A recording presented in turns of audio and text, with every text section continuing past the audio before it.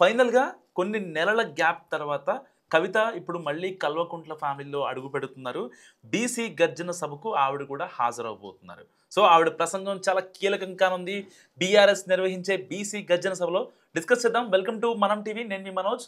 ఎన్నికల హామీ ప్రకారం రాష్ట్రంలో బీసీలకు స్థానిక సంస్థలతో పాటు విద్యా ఉద్యోగాల్లో 42% రిజర్వేషన్స్ అమలు చేయాలని డిమాండ్ చేస్తుంది ప్రతిపక్ష పార్టీ. అయితే అధికార పార్టీ అంతకంటే ముందే అడ్వాన్స్ అవుతుండడంతో ఇన్నాళ్ళు డైలమాలో ఉన్న గులాబీ అధిష్టానం ఇప్పుడు క్లారిటీకి వచ్చి బహిరంగ సభ ఏర్పాట్లో ఉన్నట్టు చెప్తున్నారు. సో బీసీ గర్జన పేరుతో పెద్ద ఎత్తున సభ నిర్వహించి ఇటు రాష్ట్రంలో అధికారంలో ఉన్న కాంగ్రెస్, అటు కేంద్రంలో ఉన్న బీజేపీ మీద ఒత్తిడి పెంచాలని అనుకుంటోంది బీసీ గర్జన సభ ద్వారా. సభను కేవలం బీసీ నాయకులకే పరిమితం చేయకుండా పూర్తి పార్టీ మీటింగ్లో నిర్వహించబోతున్నారు బీఆర్ఎస్ నాయకులు. సో వర్కింగ్ ప్రెసిడెంట్ కేటీఆర్తో పాటు కీలక నేతలు, ఎమ్మెల్యేలు, ఎమ్మెల్సీలు అందరూ మీటింగ్కు హాజరవుతారు. ఇక్కడే ఒక ప్రాథమికమైన అనుమానం వస్తుంది రాజకీయ వర్గాలకు. అదేంటంటే అభిప్రాయ భేదాలు ఉన్నప్పటికీ ఎమ్మెల్సీ కవిత పార్టీలోనే కొనసాగుతున్నారు. సో మరి పెద్ద మీటింగ్, పైగా ఆమె బీసీ వాయిస్ను గట్టిగా వినిపిస్తున్నారు ఎప్పటి నుంచో. ఇలాంటి పరిస్థితుల్లో మిగతా నాయకులు అందరిలాగే కవితకు కూడా పార్టీ తరపున అధికారికంగా ఆహ్వానం ఉంటుందా లేదా అన్న అనుమానాలు కొనసాగుతున్న నేపథ్యంలో ఆవిడ వస్తున్నారనే ఒక ఊహాగానం తెరపైకి వచ్చింది. పార్టీ రజతోత్సవ సభలో చాలా అంశాలకు క్లారిటీ ఇవ్వలేదంటూ పార్టీ అధ్యక్షుడు తండ్రి కేసీఆర్కు కవిత లేఖ రాశాక మొదలైన గ్యాప్ రకరకాల వివాదాలతో పెరుగుతూ వచ్చింది.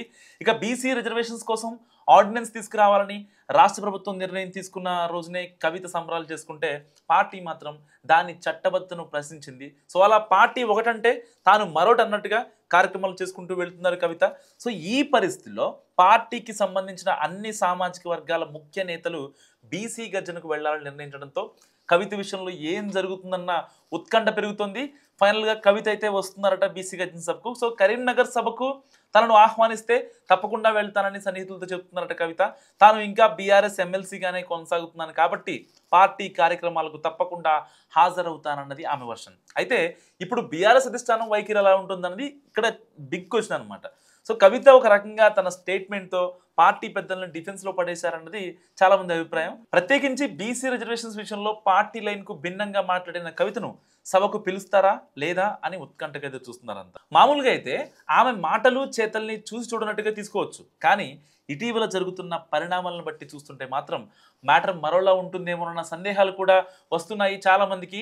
ఎందుకంటే వర్కింగ్ ప్రెసిడెంట్ కేటీఆర్తో పాటు మరికొందరు కీలక నాయకుల మీద కాస్త ఘాటు కామెంట్ చేశారు కవిత. పైగా ఇన్నేళ్లలో లేనిది ఇప్పుడు రాఖీ వేడుకలకు కూడా ఆవిడ దూరంగా ఉన్నారు. సో అన్నకు రాఖీ కట్టడానికి తాను సిద్ధంగా ఉన్నానని కవిత చెప్పినా కేటీఆర్ మాత్రం అందుకు ఇష్టపడలేదని చాలామంది చెప్తున్నారు. సో ఇలాంటి క్రమంలో ఇప్పుడు బీసీ గర్జన సభకు పార్టీ నుంచి పిలుపు వస్తే వెళ్తానని కవిత చెప్తున్నా పిలుపు వస్తుందా రాదా అన్న సందేహాలు మాత్రం పెరుగుతున్నాయి. సో ఆఫ్ ద రికార్డ్ అయితే ఇప్పటికే పార్టీ వర్కింగ్ ప్రెసిడెంట్ నుంచి కాల్ వెళ్ళినట్టు కూడా సమాచారం. సో ఈ దెబ్బతోనే పార్టీలో అసలు ఏం జరుగుతుందో తేలిపోతుందని కూడా చాలా మంది పరిశీలకులు చెప్తున్నమాట. సో పార్టీ కవితను పిలిచి ఆమె వెళితే ప్యాచప్ వర్క్ మొదలవుతుందని, మిగతా విషయాలన్నీ టీ కప్పులో తుఫాన్లా మిగిలిపోతాయని అంటున్నారు. సో అలా కాకుండా పార్టీ నుంచి కవితకు అధికారిక ఆహ్వానం అందకపోతే మాత్రం కథ క్లైమాక్స్కు వచ్చినట్టేనని కూడా అంచనా వేస్తున్నారు.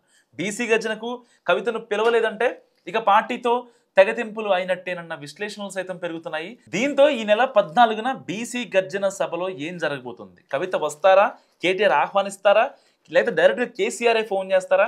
ఆవిడొచ్చి మాట్లాడితే ఏం మాట్లాడతారు? ఎందుకంటే బీసీ గర్జన సభకు ఆవిడ చాలా ఇనిషియేషన్ తీసుకున్నారు. సో అలాంటి ఆవిడ్ని మరి బీఆర్ఎస్ ఒకవేళ స్కిప్ చేస్తే ఇంకెప్పటికీ వీరిద్దరూ కలవరన్న ఒక ఏకాభిప్రాయం ఇటు పార్టీ వర్గాల్లోనూ ఇటు ప్రజల్లోకి డైరెక్ట్గా బలంగా వెళ్తుంది. కాబట్టి దీన్ని కట్టడి చేయాలంటే బీసీ గర్జన సభకు కవిత రావాల్సిందేనని అందరూ చెప్పుకుంటున్నమాట. సో మరి కవిత బీసీ గర్జన సభకు వస్తుందా రాదా? మీరేమనుకుంటారో కామెంట్ రూపంలో చెప్పండి.